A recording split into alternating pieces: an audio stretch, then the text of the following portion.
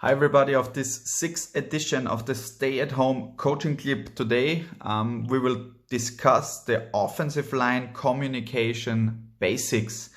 And this was a question raised by you guys on Instagram. So we'll try to put this in the center of this 10-minute presentation. Initially, let's make sure that we understand how to call different fronts, because for quite a few of blocking schemes that you may play, it is a big difference if you play against a 30 front, if you play against a 40 front, or if you play against a 50 front in the individual play that you have called. And as these fronts are getting more and more exotic and the alignments of the defensive linemen are getting more and more, let's say, creative, or the defensive coordinators get more creative with it, I think a base rule is always good. So the center is your middle and your central communication man, at least if he's capable of doing it. Otherwise you have to find somebody else in this 5, but it makes a lot of sense if the center is this guy. And he gets taught that if he is covered and no offensive guard is covered, so no B gap is covered, it is a 30 front. If he is covered, and covered means that he has a man on him on the line of scrimmage, and one offensive guard is covered, it will be a 40 front. So the center's thought is, if I'm covered and one of my guards is covered, we will call it a 40 front. Most likely in a base 40 front, it is a 1 and a 3, but we see all kinds of different shapes and alignments these days in defensive fronts. And then he knows, if I'm covered and both of my guards are covered, or both B gaps are covered, now we are talking about a 50 front. So this is initially, I think, important to know how to communicate the different fronts, because some different fronts also demand different blocking rules for your offensive line.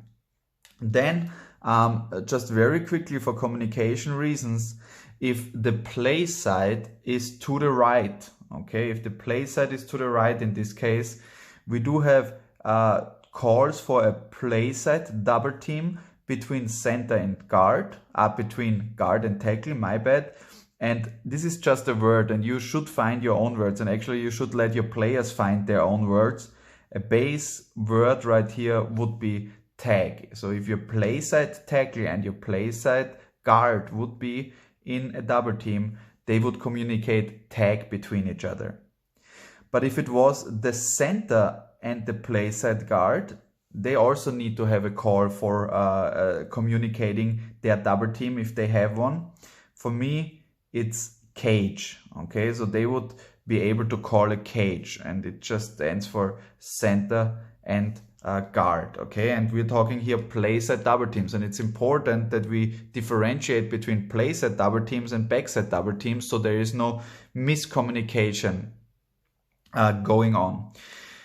Back in the days, for all backside double teams, I was just calling one word, which was universal for backside double teams. But the more I got into inside zone, the more important I thought it was to differentiate also on the backside between these two double teams.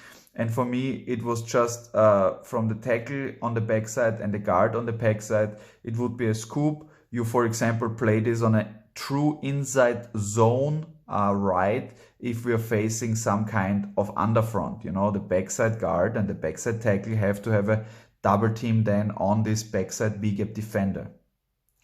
And here in the middle, it would be called a cream in my terminology. But again, I think it's very, very important that you introduce some kind of basic communication system, but then let your players take over. They also have some fun with it. In case we would have a tight end out here, there's another pretty basic word, and it would be TAD. So tackle and tight end. Tackle and tight end. Okay.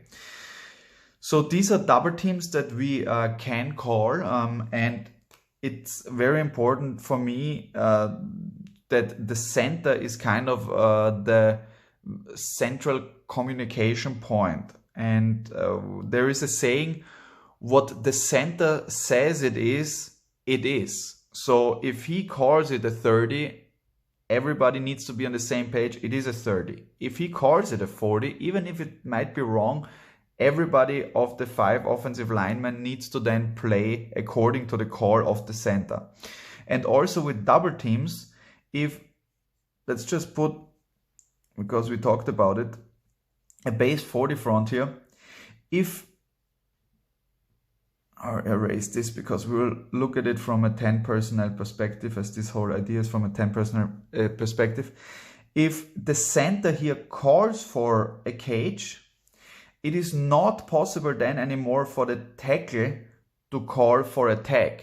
So the center from the inside out, the priorities are raised. As we are talking about the inside zone lock, which the last video was, and everything here is based on the inside zone lock, the importance starts in the middle, in the center, okay? So if the center calls for a cage, it cannot be a tag anymore, because the guard is already engaged in the double team with the center. The tackle now knows, and this is the next term that we need to know, that he is in a man blocking scheme, in a man technique, okay? So he's not playing a double team, he's playing man. And what that means when you communicate to an offensive lineman is means he cannot expect any help. So he is by himself in inside zone lock. It would be his job to drive his defender in his playside gap to the outside and prevent this defender to come to the inside, okay, because it's inside zone lock. So whatever the center calls, it is. Yeah. Now, how do you know which double teams to call for? Well, in our base RPO inside zone lock, the idea is that the offensive line takes care of the most important 5. And the most important 5, if it's not really clear, yeah? For example, let's look at a very even front. Yeah, it's not really clear who is the most important 5 here for an inside zone lock right. Well, in inside zone lock, we define that the play side linebacker is, if there is 2 linebackers in the box, the play side linebacker is the one that the offensive line is trying to climb to, okay, is trying to climb to, because the backside linebacker in the box will be controlled by this fella right here. We would not just run into a 6-man box if we didn't know that we are really better than the defense, and if we wouldn't know that there is some weakness in the defense that we can, in this box, that we can attack.